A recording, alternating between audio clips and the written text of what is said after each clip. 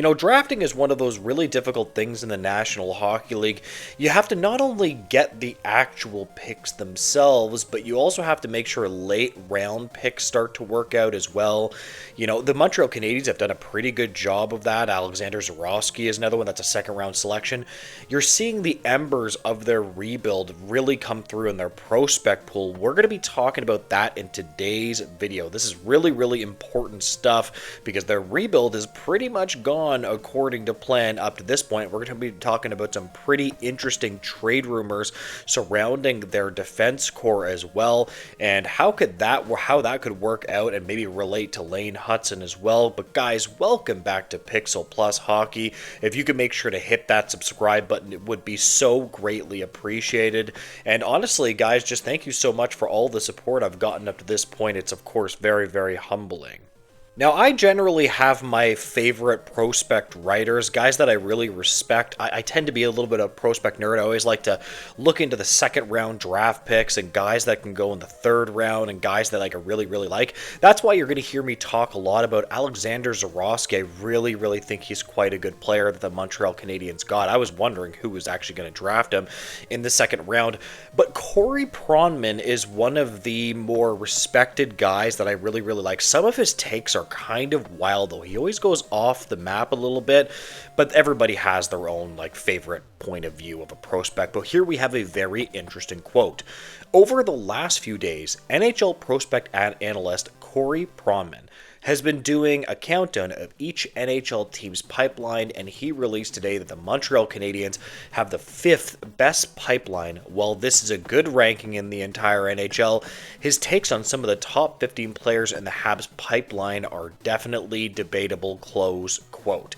So this article is bang on here. This is what I was talking about with Corey Pronman. He's very good at breaking down the tools of a prospect and why that prospect might be good or bad. Not just looking at points, but looking at the fundamentals of a player. If he's center, does he have the tools of a center? Can he think at a NHL level that a center needs to? Does he have the skill of a center? Does he have the defensive acumen? Can he help your defenseman? There's just so many things that go into this, and this is why I do like Corey Pronman, although some of his takes here are pretty wild in my opinion. Because here the article continues, we have a very, very, very interesting quote. For Pronman, he surprisingly sees Slafkovsky as the top player in the Habs pipeline over Demidov and Hutson. Sure, Slafkovsky was a first overall pick.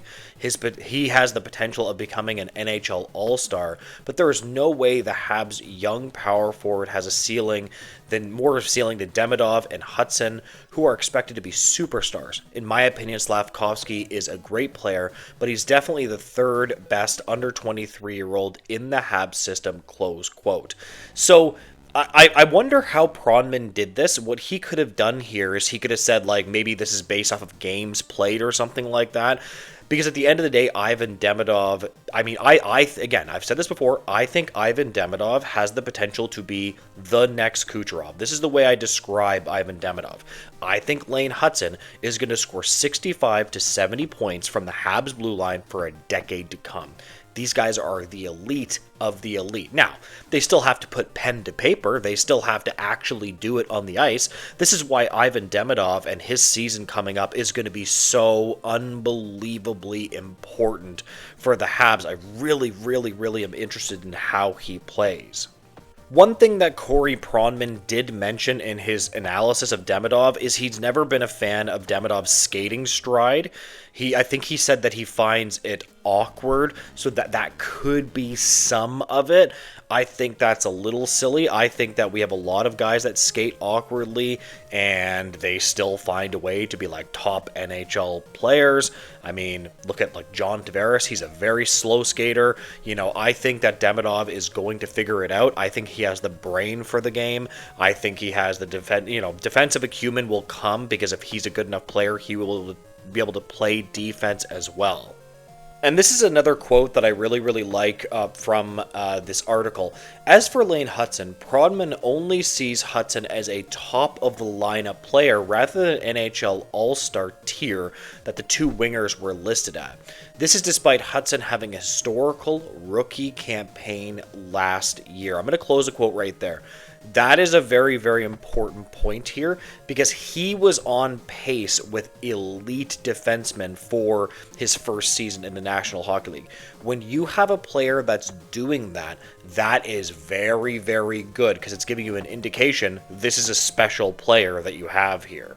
And just to shift gears, we also want to finish this off with just saying that Mike Matheson, according to NHL rumors, he's probably going to be getting moved this year. I think that this is completely fine. I think that they should move on from him, in my opinion, unless they can get an excellent deal for Mike Matheson. I don't really see that happening, though. I think that he's going to hit the market, and he is going to get probably paid pretty well depending on what he does, and he's probably going to be playing more third line ice time. So I don't think that they should pay him, especially when he's not going to be playing a lot of minutes.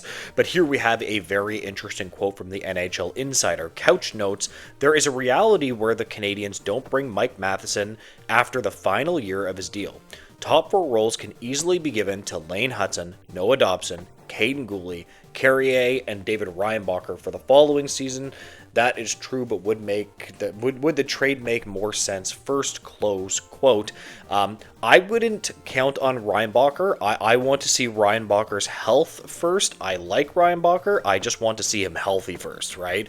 It's really unfortunate we haven't seen too much of him. I want to see more of him. It is kind of hard to give up on a player, even though I've been an advocate of trading him for the right player, of course, not just anybody. It's kind of like you want to see the guy play because you're worried that you're giving up a superstar top pair defenseman. But yes, to finish this video off, they are definitely going to be moving Matheson. I would probably say within this season. I am going to leave this video here, guys. If you could make sure to like, comment, and subscribe, I would greatly appreciate it, guys. And make sure to have a great day. Goodbye, guys.